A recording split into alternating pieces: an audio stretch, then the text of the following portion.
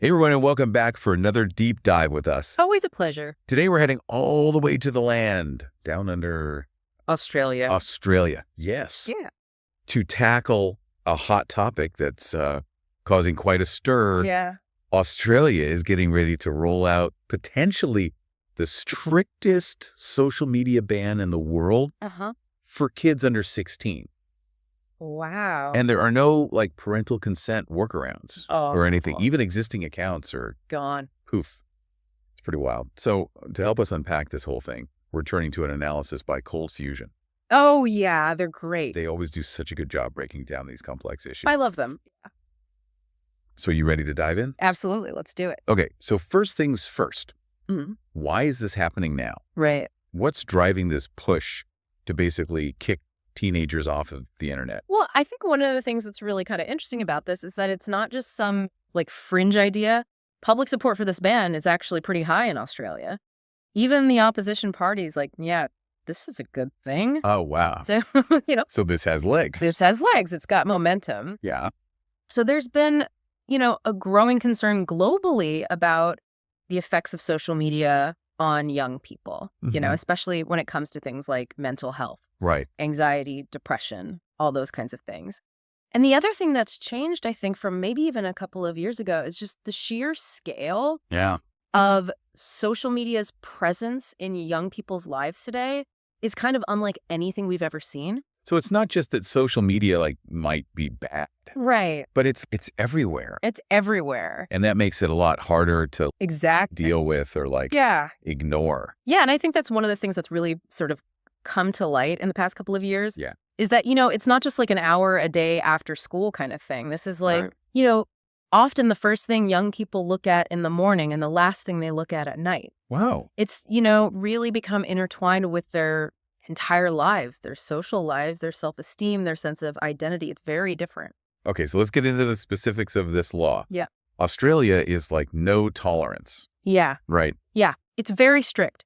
No social media for anyone under 16, period. Okay. And we're not just talking about, the usual suspects like Facebook or TikTok. Right. We're talking, X, formerly Twitter. Yep.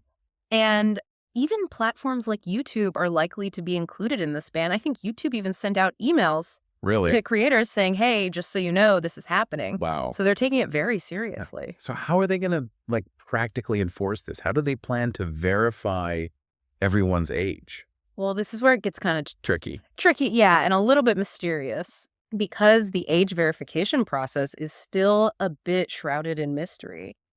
And there are two main methods that they're kind of exploring. One is a traditional government ID. Okay. Show your ID, prove your age. Right. But the other one, which is a little bit more like sci-fi, is this idea of using biometric data. Okay, hold on. Biometric data. That sounds a little... Yeah, it's Minority Report territory, right? Yeah. What does that even mean?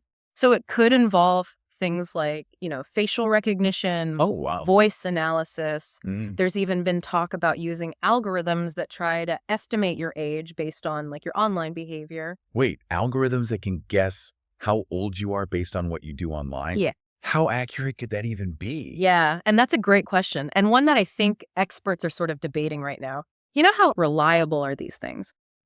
The Australian e-safety commissioner, who's kind of the head honcho of this whole thing, has said that they prefer a double-blind tokenized approach, which in theory is supposed to protect privacy. Double-blind tokenized approach. Yeah, it's a mouthful. You're going to have to break that down for me because it sounds like a spy movie or something. I know. So basically, imagine your information, your birth date, whatever it is, gets given to a third party for verification. Right. And then that third party would basically confirm your age to the social media companies anonymously Okay. without revealing your actual details. Right. So it's a secret code that says, yep, this person is old enough, but we're not going to tell you anything else about them. Okay, so theoretically your privacy is protected, but is that actually realistic? Can we trust this to work how it's supposed to? Yeah, that's a great question. And what are the potential pitfalls here? Yeah, I think that's one of the big questions, right? The feasibility and, potential pitfalls of this kind of system are still very much up for debate. And I don't think there are any easy answers right now. It really does feel like we're kind of venturing into uncharted territory. Absolutely. Okay. So let's shift gears a bit and talk about the arguments for and against this ban. Right. Starting with like the pro-ban side. What are the main points they're making? Well, on the pro side, the main focus is obviously on protecting children, right? Of course. There is, a growing body of research that shows this correlation between excessive social media use and these negative mental health outcomes for young people. We're talking about things like anxiety, depression, body image issues, all that stuff. There's also this idea of like reclaiming childhood. Yes. Right? Like encouraging kids to have more real world interactions and, just experience a healthier childhood. Yes. Without being plugged in all the time. Exactly. Proponents of the ban say, look, kids need time and space to just be kids, to develop without the constant pressures and comparisons that social media often, brings. And they say, look, a childhood that's free from this kind of addictive nature of these platforms is going to lead to healthier, happier, well-rounded individuals. And it sounds like a lot of Australians are kind of on board with that. We talked earlier about how public support is pretty strong for this. Yeah. Public support is a major factor here. It's really driving this legislation forward. But, even with these good intentions, I think it's important to examine, the other side. The flip side. Okay. So let's hear those arguments then. What are the main concerns that the critics of this ban are raising? Right. So one of the biggest concerns is that it might just be completely ineffective. Critics are saying, look, tech-savvy teenagers will find ways to get around this, whether it's through, VPNs or just creating fake accounts. It's like trying to stop a flood with a bucket. Exactly, yeah. And if this ban is easily bypassed, then, it raises the question of like, okay, what's the point? Right. Are we creating this false sense of security while potentially pushing kids towards these more obscure and less regulated corners of the internet? It's a good point, yeah. So effectiveness is a big concern. What else are critics worried about? Well, another concern is that it just seems like a huge overreach by the government and that it could lead to mass surveillance. Oh, okay. Digital rights activists are worried that this could set this really dangerous precedent for governments to, have more control over online activity and to monitor what people are doing online. Meredith Whittaker, who's a really prominent digital rights activist, said that this ban would basically be creating a system to monitor internet usage at a whole population scale. Wow, that's a scary thought. Yeah. So it raises some serious red flags about privacy and freedom of expression. And if we zoom out a little bit, this isn't happening in a vacuum. Right. Like Australia just recently passed that digital ID bill, which created a whole national digital ID system. Seems pretty relevant here now. Very relevant. And that digital ID bill has already raised a lot of concerns about privacy and data security, especially since it was passed without any debate. Oh, well. Which is, whole other issue. But Lisa Given, who's a researcher at Melbourne University, has even suggested that this social media ban could actually be a way to kind of force Australians into that digital ID system. Because if everyone needs to prove their age to access social media, well, guess what? You're going to need a digital ID. Oh, interesting. Okay. So we've got a potentially ineffective ban, Right. concerns about the government overreaching and, surveillance, and then this possible link to pretty controversial digital ID system. Yeah. It's getting complicated. It is. What else should our listeners know about this whole situation? I think the other thing that's worth mentioning is the question of parental responsibility. Yeah. Some people argue that parents, not the government, should be the ones who are kind of the primary gatekeepers when it comes to their children's online activities. It makes sense. And that parents should be the ones setting limits, monitoring usage, and having those conversations about online safety with their kids. That's a good point. But of course, not every parent has, the time or even the knowledge to do that effectively. Yeah. And let's be honest, there are plenty of kids out there who can probably outsmart even the most tech-savvy parents. Oh, absolutely. So it's a tricky balance. Yeah. And I don't think there's a simple answer here. Some experts have suggested that maybe a better approach would be to focus on working with the app stores and the tech companies themselves to implement better age verification and parental control tools at the point of entry. Okay. Rather than imposing this kind of blanket ban. So like a digital bouncer at the door of the internet. Yeah, exactly. So that way parents have more control, more granular control over their children's experience online Oh, yeah. without resorting to this government-imposed ban. That makes sense. Yeah. But this ban also makes me think about, you know, the potential impact it could have on young people's social development. Right. Because social media, despite all its downsides, can actually be a really powerful tool for kids to connect with each other. Yeah. And find communities of support. For sure. Especially kids who are maybe struggling with social anxiety or, bullying or feeling isolated. Online communities can really be a lifeline. Yeah. And to take that away, I mean, could that actually end up hurting them more? Exactly. And it's kind of ironic, right? We're trying to protect kids from the potential harms of social media. Right. But we could actually be pushing them towards these less regulated platforms where they're even more vulnerable. Wow. So it's a tough one, isn't it? This is a really complex issue with valid points on both sides. And we really need to think carefully about the potential unintended consequences before we, rush into anything. It's a conversation that deserves a lot of careful consideration. Yeah. Yeah, it really does feel like we're kind of wrestling with this really big question here. Mm-hmm. How do we balance the potential, downsides of social media with the good stuff? Yeah. Especially for young people. Yeah, it's a tough one. I mean, it's $1 million question, isn't it? Yeah. And there are no easy answers. I think one of the things that we have to remember in all of this is that it's not just about, these abstract ideas of freedom or, safety. We're talking about real people. Yeah. Real lives. Imagine being a teenager today and suddenly you're cut off from all your friends in your online communities. How would you feel? Yeah, that's a really good point. It's so easy to get caught up in the, legalities and the tech stuff. Right. That we forget about the human impact. Yeah, the human impact. Yeah. Of all of this. Exactly. And for some young people, that impact could be really significant. I mean, think about the role that social media plays in identity formation. Yeah. Especially for teenagers. It's a space where they can explore different aspects of themselves, connect with people who share their interests, and find a sense of belonging. Yeah, and for kids who are struggling with their identity or facing challenges like, we talked about bullying or social isolation, those online communities can literally be a lifeline. Yeah. Yeah. So to take that away, it could actually have a really negative impact on their mental health. Absolutely. It's kind of ironic, right? We're trying to protect them from the harms of social media, but we might actually be pushing them towards these less regulated platforms where they could be even more vulnerable. Yeah. It's like shutting down the supervised playground and expecting the kids to just stay home. Chances are they're going to find somewhere else to play. Yeah. And might not be as safe.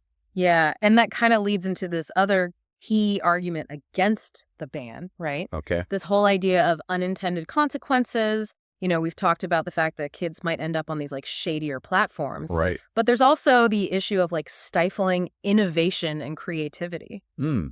That's interesting. How could this ban impact, kids who are using social media in positive ways, like creative ways? Yeah. I mean, think about all the young people who are using these platforms to express themselves, build businesses, connect with mentors, advocate for social change. Yeah, you've got musicians sharing their music on SoundCloud. Right. You've got, aspiring entrepreneurs showing off their products on Instagram. Yeah. Activists organizing on Twitter. Exactly, yeah. And if we just cut off access to those platforms for anyone under 16, we could be stifling all of that creativity, that entrepreneurial spirit.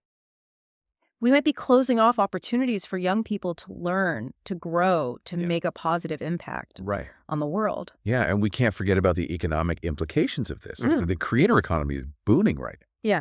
And a lot of young people are finding ways to, generate income through social media. Absolutely. And this could completely shut them out of that. Yeah, and that economic impact could be felt not just by individuals, but by the Australian economy as a whole.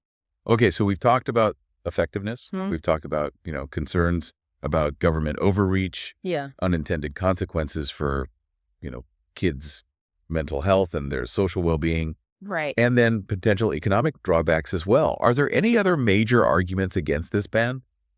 Yeah, I think there's one more that we should highlight. And that is the potential chilling effect that this could have on freedom of expression.